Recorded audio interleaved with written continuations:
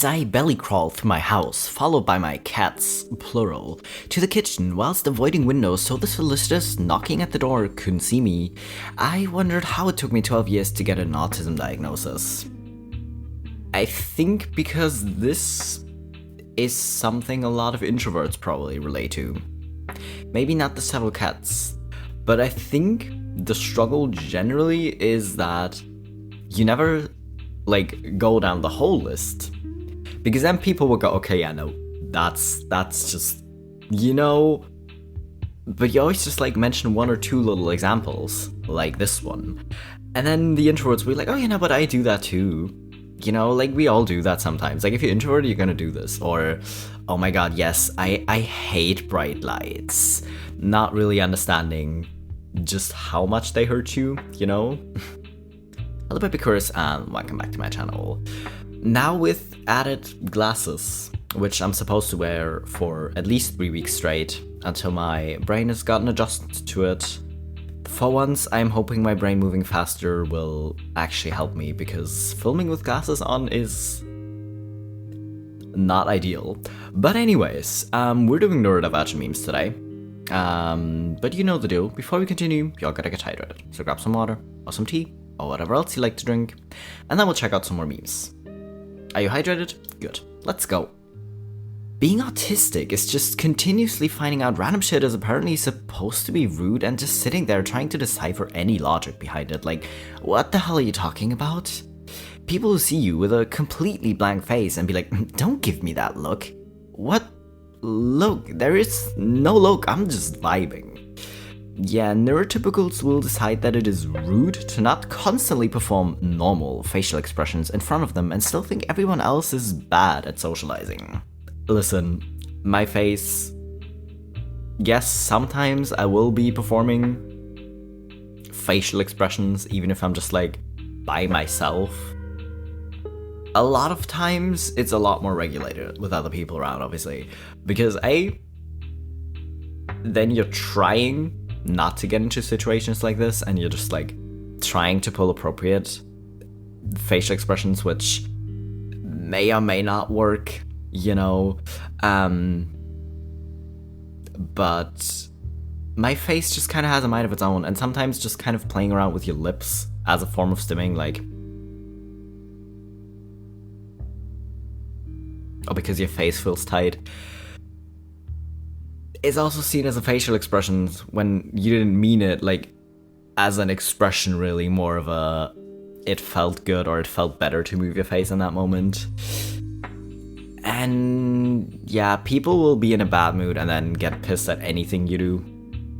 So try not to take it too personally, I guess, because yeah, no, we're the ones that are very bad at socializing, obviously. My grandmother once said about my 5-year-old non-speaking autistic daughter, she's so pretty, it's too bad that as soon as she opens her mouth, everyone knows there's something wrong with her. She said this in front of my daughter. That was 7 years ago, and we haven't been back to see her, and we won't because I choose my daughter first. I'm here to tell you that you don't have to have a big explosive confrontation to separate yourself from family members when you need to. You can just quietly go home and not come back. Because, even if she just said it in front of you without your daughter being present, it would already be rude. We get it a while ago. The whole stigmatization of people who act different or are different because they're disabled has been a lot worse, but that doesn't mean you can't grow and learn from it, because I still hate this whole, oh yeah, but they're just from a different generation, because yeah, sure, when they were raised, that's what they were taught, is that, oh no, different is bad, and being that kind of different makes you less of a person, so it's okay if you shun them. That's what they were taught, essentially. But that doesn't mean you don't question it and don't try to move on from it, especially if it's your great-granddaughter. Because a lot of times having someone disabled in the family or having someone queer in the family makes these people more aware of it and just be like, hey, wait, maybe they're just like any other person. They're just a human. Okay, maybe I don't hate them just for something they had no control over. So So I kind of hate this whole, oh yeah, but they grew up in a different generation. Listen, I get it. If you don't want to deal with it because raising kids is hard enough as it is, and having to deal with shitty people around your daughter is hard enough as it is, you don't need that from inside your family.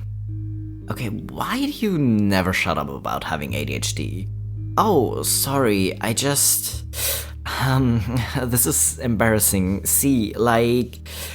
It's like every single second of my life is affected by it, right? Every second of my every forever. Yeah, that's kind of the thing. People are just like, oh yeah, don't make this thing your entire personality. Listen, first of all, if you don't want to deal with it, just leave. And second of all, if you see a straight man liking beer and fishing his whole personality, are you gonna say something against that too?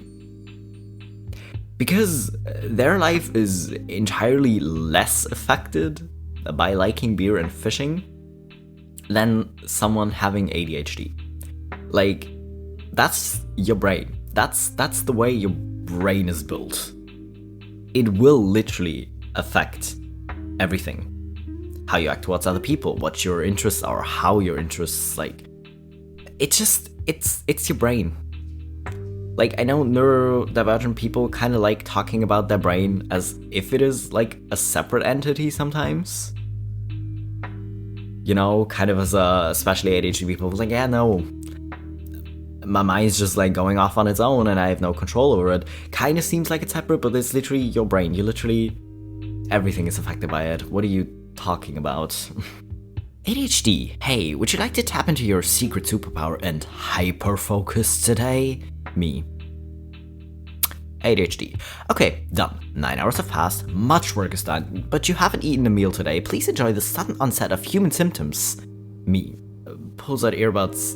What did you say? Good luck.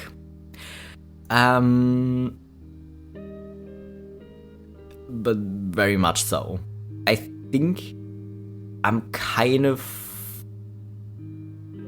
Well, I don't know if it's actually fortunate or not, because in my job, I'm kind of in customer service, so there's also a lot of phone calls coming in. So I can't actually fall that deep into hyperfocus, because we're kind of required to have a phone on most of the day, so you can't actually do that, and it might help. Because it has definitely happened that I've been very focused on something and forgotten to turn my phone back on because I was just like doing the thing and I was too focused on it. But oh well. But I really can't fall into that kind of hyperfocus at work, which might be good because then at least I get to experience my human symptoms only with a slight delay versus a 9-hour delay. Cleaning my room. Will update in 12 hours when my ADHD brain successfully let me finish. 12 hours? I mean, goals, I guess, but I don't think it's a realistic goal necessarily, because either you're so focused that you do everything, and then it is done in definitely less than, like, 12 hours, unless you're also, like, so focused that you're deep cleaning. But otherwise you will get distracted and not have gotten too far in those 12 hours, so keep us updated. I'm really curious to see how this one will go for you. ADHD problem 389,684. Boss, why did you do it this way when last time you did it a different way? Me, internally. Okay, good question. Let me check with my brain. Hang on. Me, internally. Brain, why did we do the same task a different way this time than we did last time? My brain, we've done this task before? Me, aloud. Yeah, I don't know. Because some things are not important enough to remember.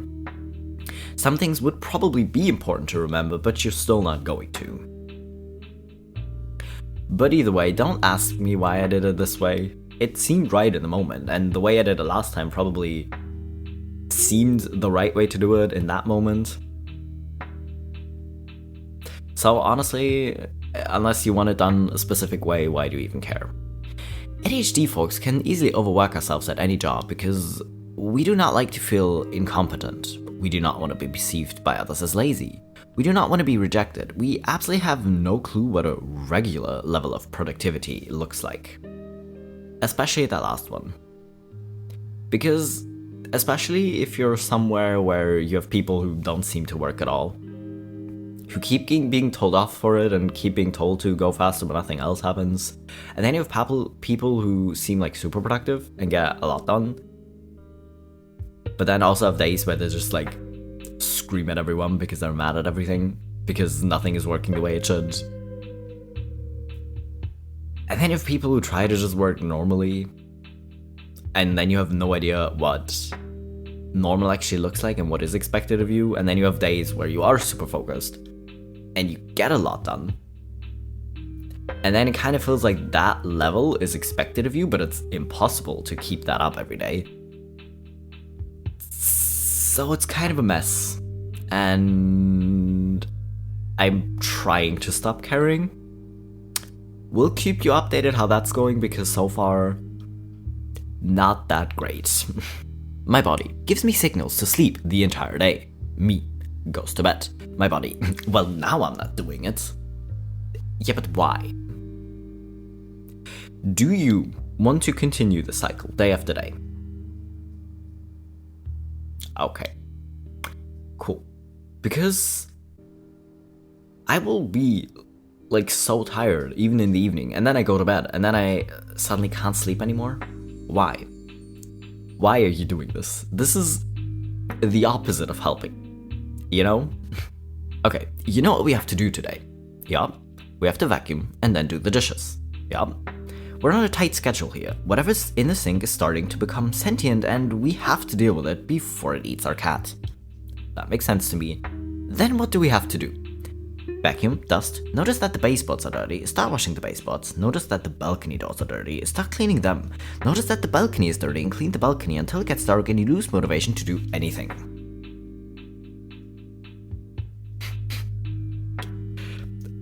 I present to you cleaning with ADHD. Also you're on your drive home from work and you're just like, okay, no wait, this thing is really important, like we really need to do the dishes. Or we really need to go grocery shopping. And then you get home and you either made the mistake to sit down because it's been a long day and you want to rest, or you see something else when you walk in the door and then you're just doing that instead. You know, the only thing I can't really put off at the moment is going grocery shopping, because usually when I really have to go grocery shopping, it's because I need to get food for my pets. So I can't put that off, because if I have to look around and eat random stuff that I still have because I don't have the things I would have had to buy, fine. But I can't really say, okay, I'm not giving my pets food. That's not really something you do and it actually helps your brain, you know? So that's the one thing I can't put off. Great, right? Okay, we're all going to my place. Okay, have fun. You're not coming? I'm invited? Why wouldn't you be? Look, if you don't explicitly invite me to something, I'm just gonna assume I'm not welcome. Think of autistic people a little bit like vampires. If you don't invite them, they can't come in. Because it's just one of those things. You can never tell if someone's just like saying stuff because they're talking about it or because they're inviting you. It's kind of hard to tell. It's the same when someone says, hey, this restaurant is really cool. I really like to try this restaurant. And just look at you and you're just like, huh, I haven't heard of that. But you don't immediately think, that sounds nice. Do you want to go together tonight? You know, like, please just say it and invite us and not try to be like cryptic, you know? The true ADHD experience is writing down one word reminders, because writing the whole sentence would take too long, and then when you check it later, getting pissed at yourself because you have no idea what the hell you need to remember to do, because your to-do list just says words. Because in the moment your brain went, yeah, no, that word makes sense. Go write that down. And you just went, yeah, sure, I'll remember. On a cycle, because we don't seem to learn from it.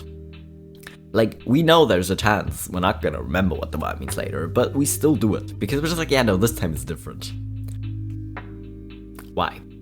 Same with, like, putting things in places that really make sense in the moment. I had lost several €100 for... I don't know when I moved, last June. I moved last June, and someone brought me money for moving from my dad, because, like, they were driving by his place, and, you know, I don't know why my dad didn't just wait to give it to me until I went to his place later that weekend, because it was his birthday. I really don't know. I had lost that money until a few weeks ago, because I had put it somewhere that totally made sense, and then never found it again. And especially with money, or keys, or like your wallet or phone, that is particularly rubbish. How I clean my room: start in one corner, find something from 6 years ago and stare at it nostalgically for 5 hours and then go to bed. This is what I mean. 12 hours is either gonna work really well, or it's really gonna backfire on you, because something like this will happen.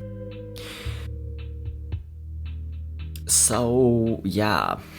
Again, if you're trying to clean your room today, or your apartment, or house, or whatever, good luck, please don't get distracted. Me. When I get home, I'm gonna be so productive, do all my work, and get my life together. Also me when I get home. Now I know this, once again, isn't particularly a neurodivergent meme, because a lot of people do this, because guess what? Work is still exhausting for neurotypical people, and you know, like, especially if you work overtime, or especially if you work like in customer service or whatever, if you have to deal with customers, because you're just like, okay, well, I'm not gonna let it influence the rest of my day. I'm just gonna go home and get my life together and like do stuff that's fun for me. But then you just sit there completely zoned out because you can't focus on anything anymore. It's great, right? Yeah, you should be able to call in weird for work. Like, no, I'm not coming in. You don't want me there when I'm goofing. Either when you're being weird or goofing around, or when you're just feeling really weird. Like, you're not actually sick, but you don't want to be that person at work who just snaps at everyone because they're in a weird mood and they just feel like something's wrong, but they can't pinpoint what is wrong yet, so they're just in a bad mood. You don't want to be that person. So you should be able to, but you can't. But then again, people, I mean, at least in Germany, are already either super proud of never being sick, or still going to work sick, or calling in sick even though they're not, just because they don't feel like it, and doing that for month on end, you know, just like again and again, not constantly, but just like being there for a few days and then just either being on vacation or just calling in sick again because, you know, yeah. Autism adjacent fact: speech is not a measure of intelligence. Not speaking isn't a sign that a person is intellectually disabled, because honestly, non-speakers who have access to communication are some of the smartest people I've met. But also, have you met people? There's many people who can speak fine, but woo! Yeah, it's how when you look at something, if you look at someone and it's like, oh, they look cool, or they look interesting, because, I don't know, maybe their outfit was cool or something. Or they just look like they're gonna be an interesting person, but then they open their mouth and you're just like, never mind. And I feel like people probably have that about me too. Like, I'm not even saying no, but I am really that smart. Because I'm awkward around people, I'm not talking well, you know, but yeah, speaking is really not a measure of intelligence. Me. Alright, brain. We have 2 tasks to do. One of them is time sensitive, but working on the other will be more fun. Which one should I start on? My brain. Do fucking nothing for 72 hours. Me. Understandable, have a nice day. Or have a nice couple of days, because, yeah. Listen, again, why? This is the opposite of helping. You're literally not helping. Because it's like, it's fine, we can do either of these. Like, this one would probably be more important, but we can do something fun first and then later move on. And your brain's just like, no, too much choice, not doing anything. Thanks, brain. Thank you. This is what I mean. Literally, things like this on a constant basis every day, because your brain just kind of works that way. And people like don't talk about ADHD. Like it's fine, it's just one part of you. Like, yeah, technically, but also very technically no. My uncle is autistic, so he has sensory sensitivities, and he's largely nonverbal, so he can't tell you what those sensitivities are. But what he does, if you give him a shirt that is a bad texture, he goes, gets his scissors, and he cuts it into tiny little pieces so no one can ever ask him to wear it again. And the thing is that he's totally right. I mean, it is very effective. I would, but maybe,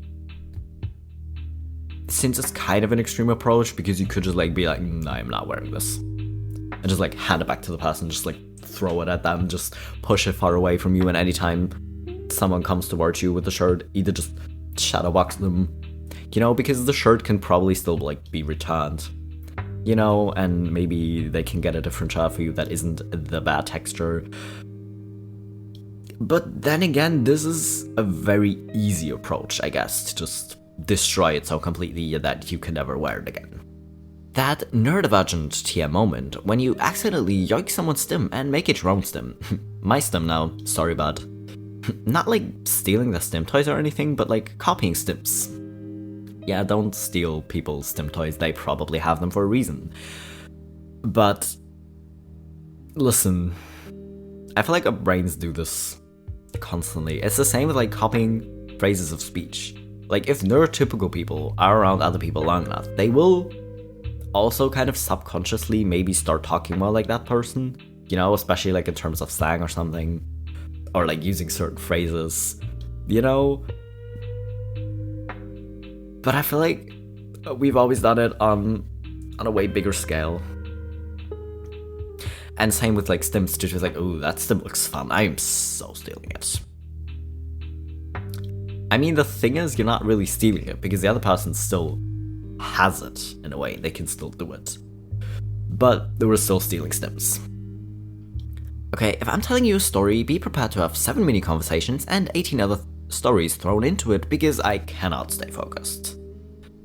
Because then, if I mention a person, I'm gonna have to either tell you how I know that person, or just like tell you a really cool fact about this person, or like a really funny story surrounding this person. Do not ask me to explain anything in short.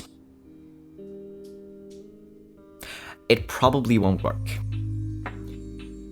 Yeah, he's fine, he just plays that when he's had enough of socializing.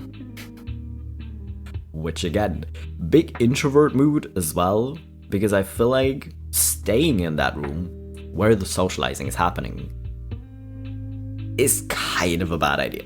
Running out of there and hiding in the bathroom, or running outside or something, sure, but if you're a possum, just playing that right there is also a good way, I guess. Just me and my to-do list ready for action. Post-its, I have kind of a love-hate relationship with post-its. A lot of post-its just don't stick well, so when you stick them somewhere, they don't hold and they fall off, which is rubbish. Second of all, if a wind too strong comes on and removes the post-it, it's also gone, even if it actually like stuck well to the surface before. Then it's either there for so long that you don't even see the post-it anymore, which can literally work with any list, so it's not even really against post-its, it's just, again, our brain.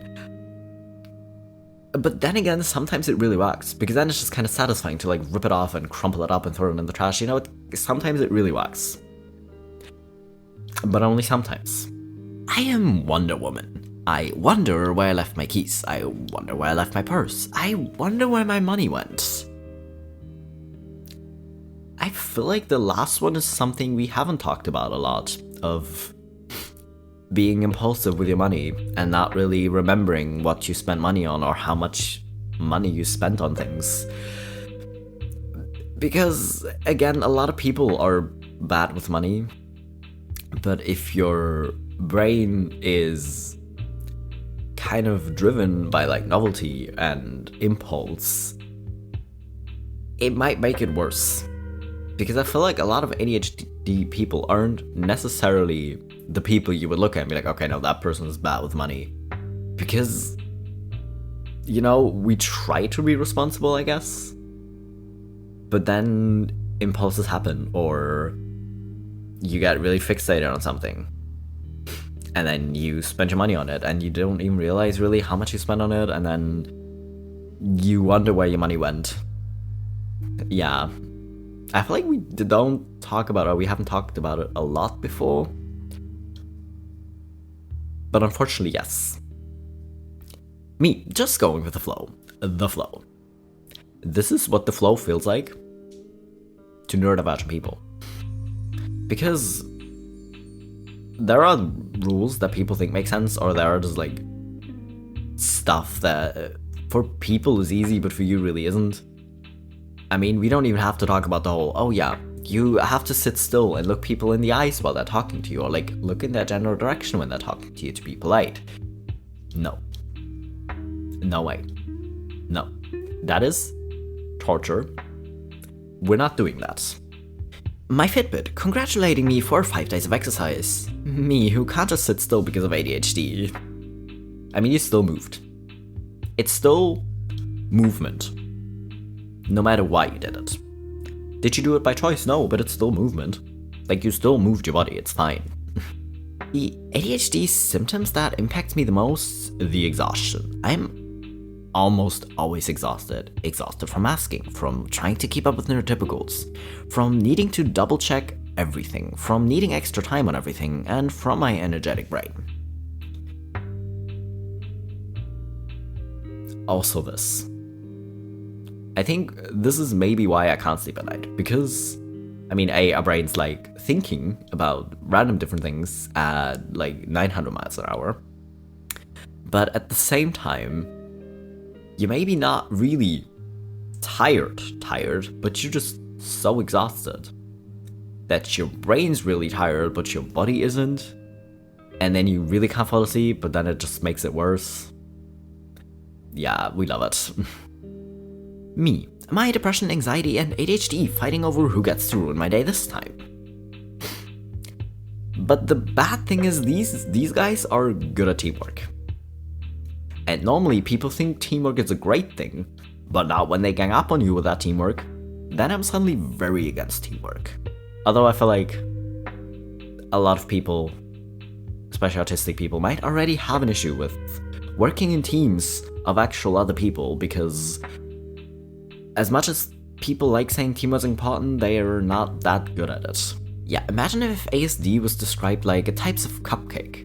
You have some with icing, some with sprinkles, some chocolate, some vanilla, but they're all cupcakes. But how cupcake is it? What? Is it like a little bit cupcake or severely cupcake? It just doesn't work like that. It really doesn't.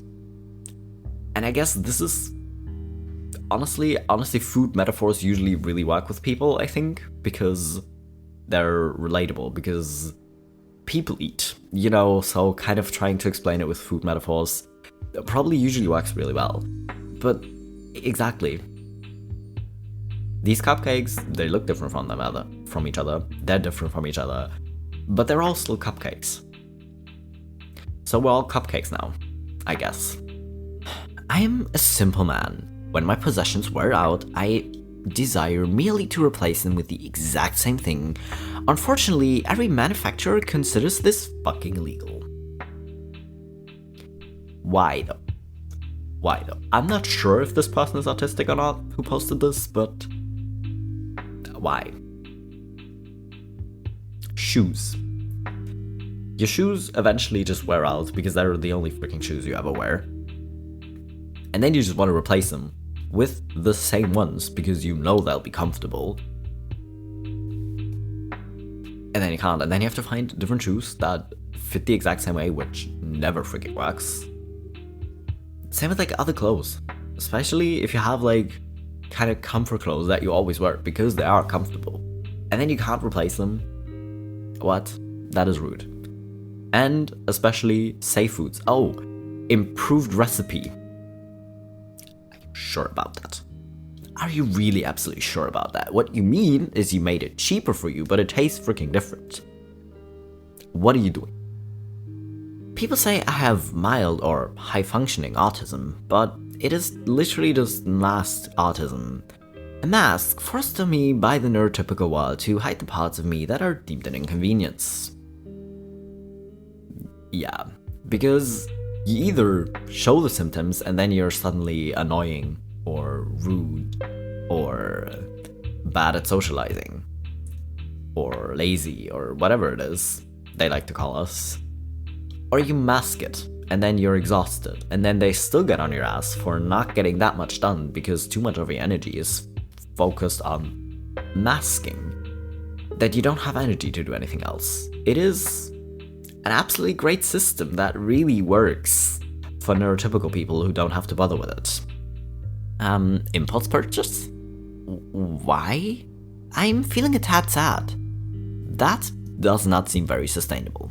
It is not, but let's do it. Although I feel like the whole little treat culture has also gotten outside of neurodivergent circles very quickly, you know, but especially if you're neurodivergent and you go out getting your favorite treat, like if you really like bubble tea or something, getting a bubble tea kind of as a reward that you managed to deal with other people because you had to go to the mall to shop for new clothes or something, will probably work to kind of make it a little bit less daunting. So, sustainable, maybe not, but helpful, yes. Chaotic academia is intense obsessions that last maybe 2 weeks but consume you so. Spacing out in class but loving to learn. Swearing in slang while discussing deep academic topics. In other news, I've just been diagnosed with ADHD. Which you maybe didn't see coming, but we kinda did from this top post. Like, I feel like a lot of people love learning, but don't love school. But a lot of teachers are also not great at teaching in an engaging way. Or at least I didn't have a lot of teachers that were good at it, so I was constantly spacing out in class. We'll never know. ADHD is forgetting the word you were about to say, and so you have to describe the word to the person you're talking to so they remember it for you. I call it the ADHD charades, and you never know when you're going to play, and it's not fun for anyone. Yeah, I mean, it kind of, sometimes it helps if you know 2 languages or more. Because then you can just say it in the different language. But it doesn't work if the other person, like, some people in Germany really do not speak English at all. And so you forget the word, and you say it in English, but they just look at you like, and then you have to play the charades of just having to explain what you mean. Which sometimes works really well, you know? Sometimes it really doesn't. And then the whole conversation is just broken, because you're too focused on remembering that word that you can't actually really engage anymore. And then you try to move on, but you can't because you haven't finished the thought, because you can't remember the word. Listen, it's kind of a mess sometimes. And you never know when it's gonna happen, but it will happen. That's just it. You just know it will happen eventually. Anyways, that was all the memes for today. There were a lot of text posts. But then again, I actually really like text posts. Either way, I hope you enjoyed it too. I hope you're hydrated. If not, maybe consider drinking something right now. And I'll be back in a few days with my next video.